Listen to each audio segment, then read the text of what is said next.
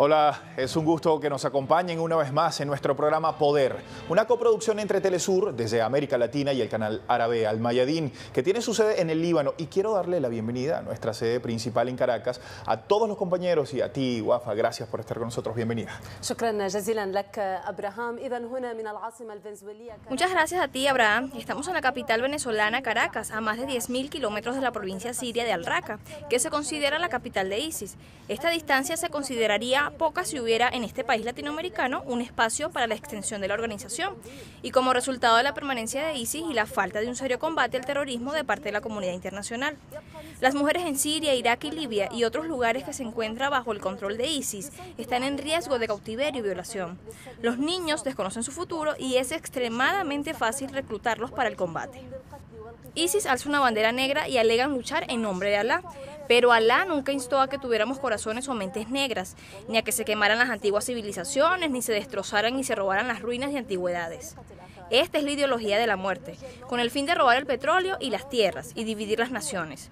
Ayudan a los colonizadores destruyendo lo edificado y asesinando a las personas, degollándolas como si cortaran árboles. Lo extraño es que, a pesar de todo lo que ha sucedido y la formación de una alianza estadounidense para combatir esta organización, esta continúa su expansión en lugar de estar cercada, destruida y liquidada.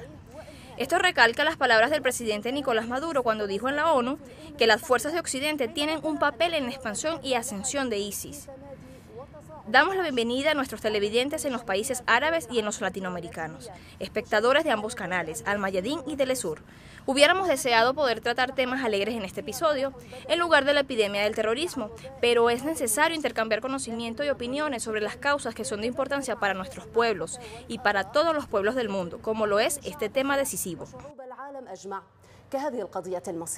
Y queremos compartir con ustedes esta visión del Daesh, de todo lo que implica el terrorismo desde el Medio Oriente y desde América Latina. Y esa visión la vamos a tener hoy y lo vamos a analizar con la ayuda de Laila Tajeldini. Ella es una investigadora y analista internacional.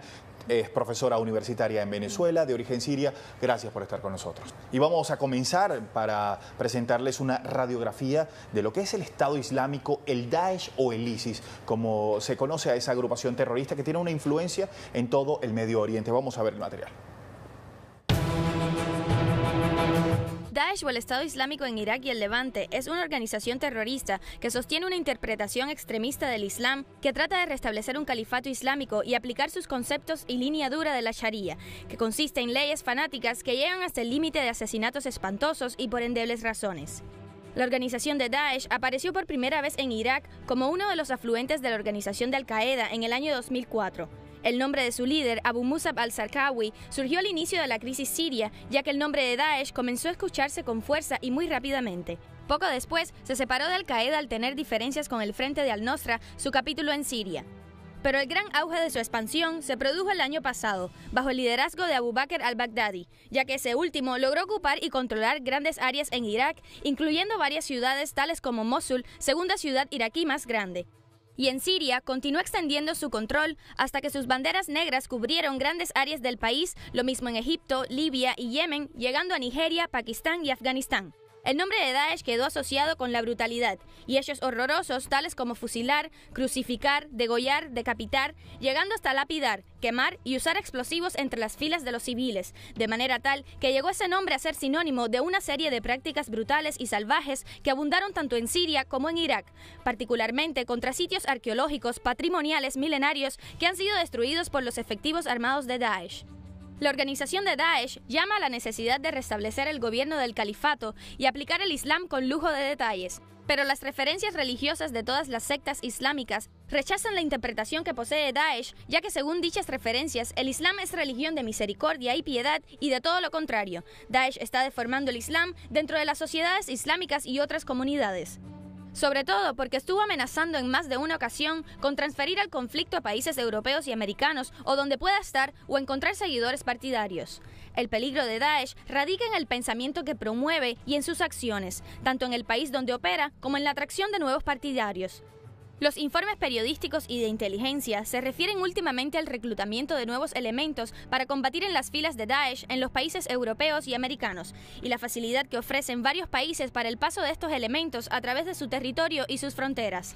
Los informes confirman que la organización recibe financiamiento de diferentes estados y agencias de inteligencia para implementar agendas especiales, sobre todo después del fracaso de la coalición internacional para detener la expansión de Daesh. Algunos analistas ven de manera diferente los objetivos de los ataques aéreos internacionales. Consideran que estas incursiones contribuyeron a reforzar la existencia de Daesh en los lugares ocupados anteriormente por este y las prácticas violentas y salvajes de sus hombres armados.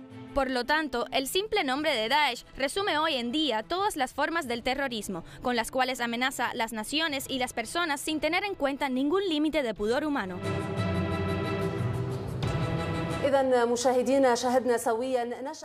Hemos visto este informe sobre el surgimiento de esta organización y su expansión en varios territorios árabes. Señora Laila, bienvenida, antes que nada. El presidente Maduro en la plataforma de la ONU asemejó a ISIS con un monstruo y ofreció su apoyo a los gobiernos árabes, especialmente al gobierno sirio, para enfrentar a esta organización terrorista, pero primero, en su opinión, ¿por qué nació esta organización y cómo? ¿Cuál es la estrategia adecuada para que Caracas contribuya efectivamente en el apoyo a los gobiernos árabes en su enfrentamiento a esta organización terrorista? Mira, nosotros ante todo tenemos que definir el terrorismo, ¿no? Porque es un concepto, es un término que tiene un fin específico y es lograr objetivos y someter a la sociedad en general, a un grupo o a un pueblo entero, tanto en nombre de un grupo como en nombre del Estado. Hoy nosotros podemos decir que no existe el terrorismo sin el aval de los estados. Es decir, estamos viendo estados avalando el terrorismo. ¿Cómo nacen estos grupos? Y nosotros tenemos que remontarnos a la historia, en los años 50, cuando comandos franceses tratando de neutralizar al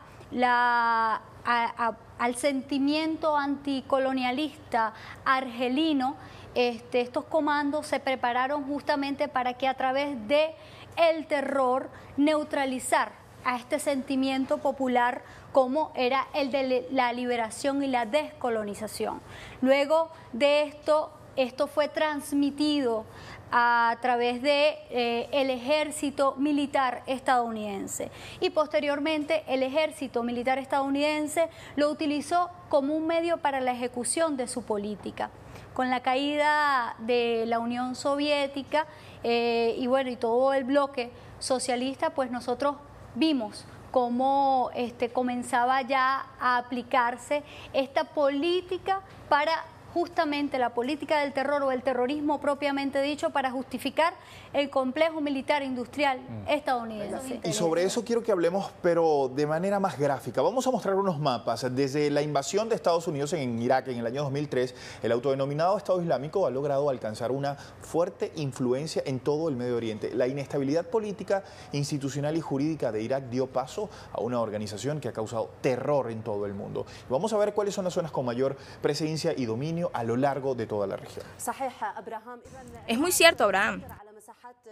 ISIS controla grandes territorios en el mundo árabe, alrededor de 800 kilómetros.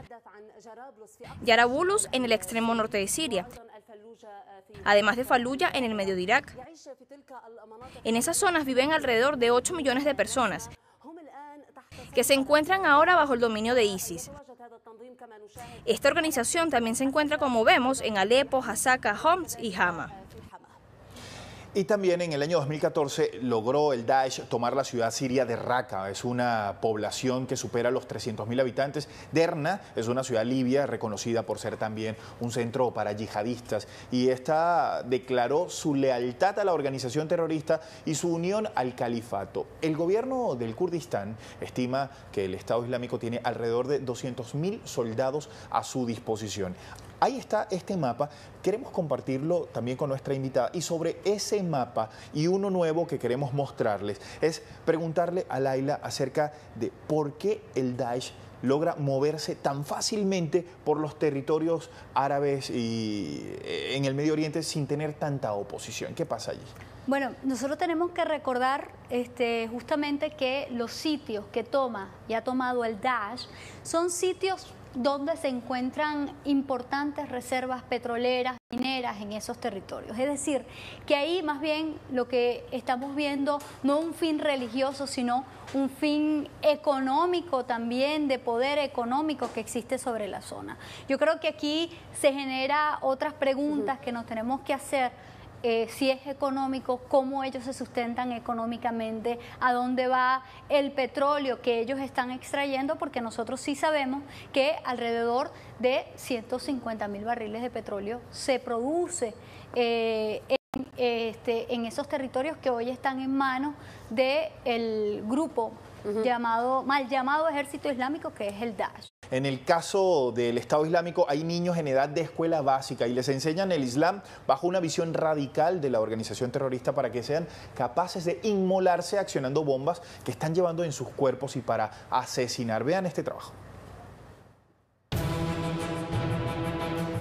Аллах Всевышний облагодетельствовал службу безопасности халифата тем, что они выявили. No veremos la escena de la ejecución hasta el final, pero el adolescente que sostiene el arma en sus manos se prepara para eliminar sin vacilación a los que Daesh presume que son 2 espías rusos. Abdullah, el kazajo, aparece con frecuencia en los videos de Daesh como ícono publicitario para atraer a sus filas, por medio de internet, a los adolescentes. Abdullah no es principiante al asesinar. Abdullah tampoco está solo. Decenas de pequeños rostros asiáticos practican el asesinato en el campamento de Daesh en la región de Raqqa, en Siria. Constituyen el primer tanque de Daesh lleno de niños y adolescentes leales por encima de toda sospecha por pertenecer a familias de Tayikistán, Kazajstán y China, y todos combaten en las filas de Daesh. Yahya está siendo formado por Daesh para matar. Recibe educación religiosa salafista extremista en las escuelas religiosas de Daesh. Se prepara, al igual que muchos otros, para la obediencia ciega. Se entrenan en el campamento de Abu Bakr al-Baghdadi. Fueron reclutados a la fuerza por parte de Daesh con el fin de controlar a los habitantes del interior, imponer la doctrina extremista salafista y militarizar a las familias.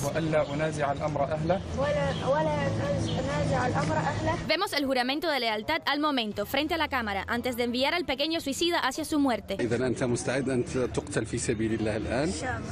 Abu Khattab al-Ansari, en su última foto, suicida por Daesh.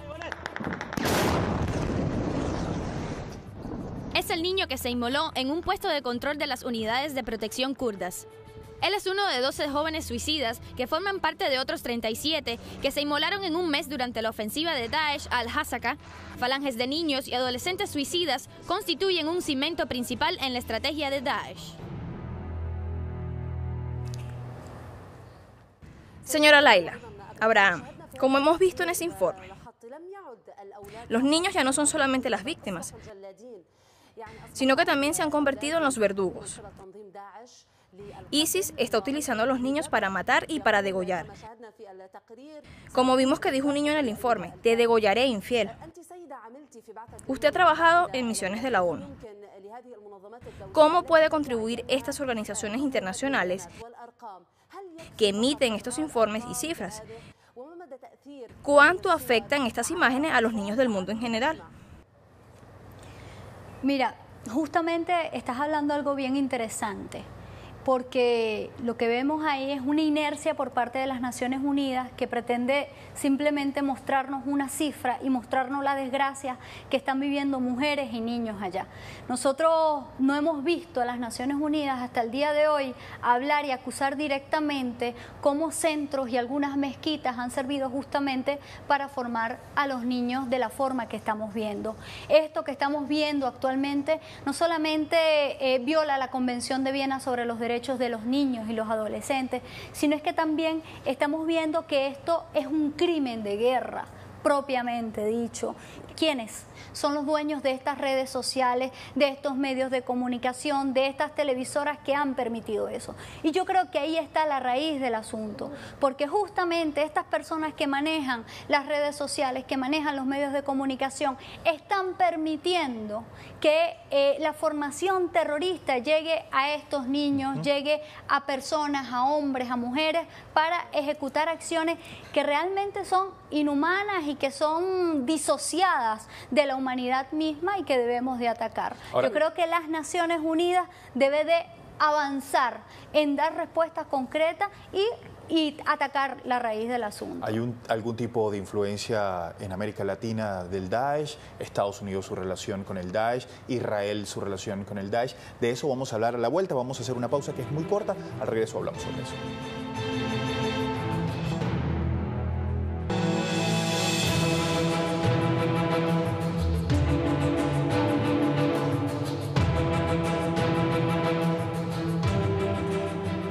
Bienvenidos nuevamente a la segunda parte de nuestro episodio de Poder. Se está intercambiando información en sitios latinoamericanos, particularmente en Brasil, sobre la amenaza de ISIS a las Olimpiadas en Río de Janeiro el próximo año, a través de reclutar a personas de distintas nacionalidades para llevar a cabo operaciones terroristas. Las autoridades brasileñas negaron la existencia de la organización de ISIS, pero la opinión pública se está volviendo cautelosa. Más detalles en el siguiente informe. Saludos estudios, y es cierto, la acción del Estado Islámico a nivel mundial también afecta a Brasil. Brasil no es ajeno a la intervención de este grupo terrorista. Según el diario Estado de Sao Paulo, el grupo terrorista Estado Islámico preocupa al gobierno brasileño de cara a los Juegos Olímpicos del 2016. Al menos 10 jóvenes pasaron a integrar el grupo terrorista según este medio de comunicación y buscan consolidar las acciones de esta organización a través de las redes sociales en el país. Creo que Brasil debe preocuparse porque ya vi reportajes sobre jóvenes brasileños que fueron para allá para formarse como soldados del Estado Islámico y haciendo barbaridades. Creo que hay que preocuparse porque la preocupación hace parte de la seguridad de todos los brasileños. Creo que hay brasileños en el Estado Islámico, pero que en las Olimpiadas Brasil no corre ningún riesgo de ataque porque en la Copa del Mundo ya fue aprobado que fue un evento muy tranquilo y entonces creo que saldrá todo bien. Los brasileños no tenemos el ímpetu de ser terroristas. No llegamos a ese punto. No creo que haya brasileños terroristas, pero tampoco podemos confiarnos. Debemos tener un poco de miedo, sí. Aún no existen pruebas que aseguren el reclutamiento de jóvenes brasileños en territorio brasileño para hacer parte del Estado Islámico, pero sí hay vínculos fuera del país. Mientras tanto, hay un discurso psicológico que ya tiene lugar en los medios de comunicación y se escuchó mucho en las últimas elecciones presidenciales, cuando sectores reaccionarios criticaron la política de recepción de refugiados por parte del gobierno de Dilma Rousseff, una política que es elogiada por defensores de los derechos humanos a nivel mundial. Interesante esta posición y esto que ha estado surgiendo desde Brasil. ¿Hay algún tipo de influencia del Daesh en América Latina? ¿Estaría algún latinoamericano interesado en formar parte de una organización terrorista como el Daesh? Mira, el Daesh lo que hace allá lo hace acá los paramilitares colombianos. Nosotros no vemos ninguna diferencia entre uno y otro. La similitud que ambos tienen en nuestra región y allá en el mundo árabe, pero también en África, porque no podemos olvidar que se encuentra en África, es que todos responden a los intereses de Estados Unidos. Recuerden que la Escuela de las Américas formó a más de 100.000 militares de la región y estos militares a su vez formaron estos grupos paramilitares para la ejecución y neutralización de los sentires populares de nuestros pueblos. Y un tema importante también es la participación directa de Israel en el terrorismo. Y vamos a ver un material preparado sobre este tema. La intervención militar israelí en los acontecimientos de Siria se mantiene desconocida para muchos en cuanto a forma, tiempo y contenido, pero la parte pública ya no es secreto para nadie. La intervención, que tenía al comienzo la forma de ayuda humanitaria y que se ha ido ampliando para incluir otras formas de cooperación militar, logística y de seguridad, ha tenido como escenario la región del Golán sirio por ambos lados de la frontera. Más de 1.600 heridos de grupos armados recibieron su tratamiento o han sido atendidos por Israel hasta el día de hoy, y el ejército israelí se hace cargo de trasladarlos diariamente a través de la frontera con Siria para posteriormente proseguir su combate contra los hijos de su propio pueblo. Algunos observadores trataron de exponer la profundidad de la relación entre Israel y los grupos armados y cómo incide esta relación en las direcciones y líneas de acción que toman dichos grupos. Existe un tipo de relación entre Israel y el Frente al-Nusra. Sus heridos se atienden en Israel por decenas. También existen vías de contactos con las personas que se encuentran detrás de la frontera, en las filas de los grupos armados, entre otros. En Israel existe una valoración general que consiste en que los grupos armados, entre ellos el Frente al-Nusra, no les interesa combatir a Israel. No existe enemistad en la relación entre Israel y el Frente al-Nusra y cientos de sus heridos reciben atención médica en Israel. Estas consideraciones de los analistas han sido confirmadas con la visita efectuada hace un tiempo por el primer ministro Benjamín Netanyahu al hospital de campaña establecido por Israel para atender a los heridos de los grupos armados de Siria y su preocupación personal por ofrecer todo el apoyo a uno de esos heridos. Eso fue seguido por declaraciones del ministro de Seguridad, Moshe Yaalon, acerca del apoyo que ofrece Israel a dichos grupos, a cambio de no acercarse a su frontera ni tener a los árabes del Golán ocupado por Israel como objetivo. A pesar de las presunciones de Israel negando su participación en la crisis siria, parece que ha sabido jugar la carta de los heridos de los grupos armados. Al no tener ya necesidad de ocultar su apoyo a los grupos armados que combaten en Siria, se avisora un nuevo capítulo en las relaciones entre dichos grupos e Israel.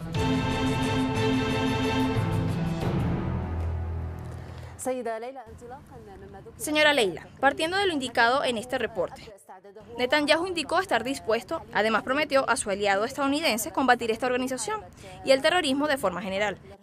Sin embargo, en días recientes hemos visto videos que documentan la visita del presidente del gobierno israelí a combatientes del Frente al-Nusra y Daesh heridos dentro del territorio sirio y que entraron a los hospitales de Tel Aviv. ¿Cómo podemos explicar esta contradicción? ¿Y hasta qué punto Israel es beneficiada utilizando estos grupos para lograr sus objetivos cuando es conocida por su intención de dividir estos países? Mira, Israel no es la única que está siendo beneficiada, pero está siendo beneficiada. Escuchábamos, no hace mucho, leíamos las declaraciones del ex ministro de Relaciones Exteriores de Francia en el año 2012, cuando decía: ellos están haciendo en el terreno lo que necesitamos que se haga.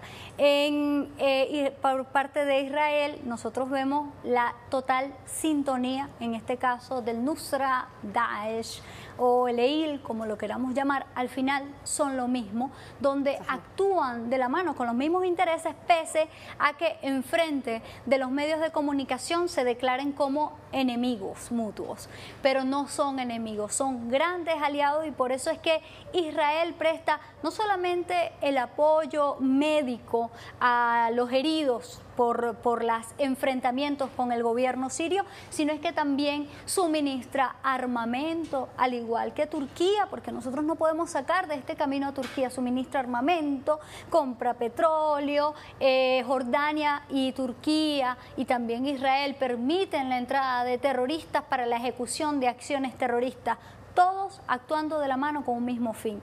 Yo creo que aquí nosotros podemos decir más bien que vemos un ciego o alguien que se hace ciega, sorda y muda, como es las Naciones Unidas, porque todo está allí. Veíamos recientemente también, cuando sale a la luz pública, el libro de la ex secretaria de Estado de los Estados Unidos, Decisiones Difíciles, llamados el libro, y decía ella que ellos contribuyeron y ellos fueron los que crearon este grupo terrorista. Entonces, date cuenta que no solamente es Israel, es Estados Unidos, allí hay confesiones reales, que lo único que hay que hacer es activar la Corte Penal Internacional, enjuiciar a todos estos criminales de guerra, porque hay un asesinato en masa de niños, adolescentes, mujeres, hombres, ancianos, y donde tenemos que actuar porque todas las pruebas las tenemos a la mano. Y hay que hablar también de Estados Unidos y su relación con el Daesh. Con su poderío militar logró formar una coalición de países occidentales y árabes para enfrentar el auge del yihadismo en el Medio Oriente, así lo dicen ellos. ¿Realmente Washington busca acabar con el denominado Estado Islámico? ¿Quiere mantener más bien su presencia militar en la región? ¿Cuál es la intención? Vean este reporte. Según el actual presidente Barack Obama, la intervención de Estados Unidos en Irak y Siria pone un freno al avance del Estado Islámico. Sin embargo, la realidad es más complicada. Irak permanece sumergido en el caos tras la invasión liderada por Washington en 2003, que trajo como consecuencia la creación del Estado Islámico como la respuesta al intervencionismo de Occidente. Reino Unido, Francia, Alemania, Italia, Australia y Turquía son algunos de los 40 países que conforman la coalición que busca combatir el avance de este grupo armado. Sin embargo, el gobierno sirio criticó la decisión de este último país y de Estados Unidos de brindar apoyo aéreo a los terroristas que operan en Siria, conocida como la oposición moderada. Turquía comete acciones inamistosas en Siria, mucho peores que esta declaración. Saben que el uso del espacio aéreo sirio de parte de aviones no sirios es una agresión calificada.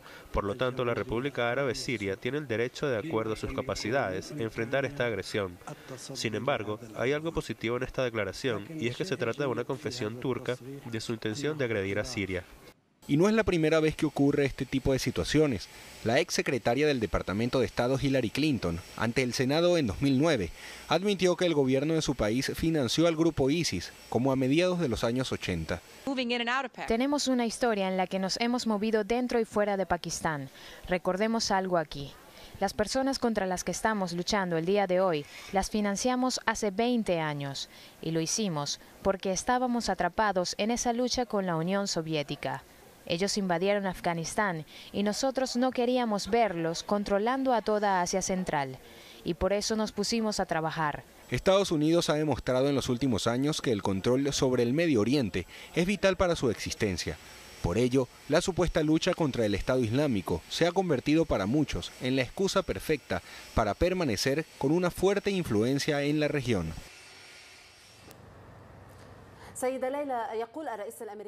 Señora Leila, el presidente estadounidense Barack Obama dice que necesita un largo tiempo para combatir y acabar con la organización Daesh.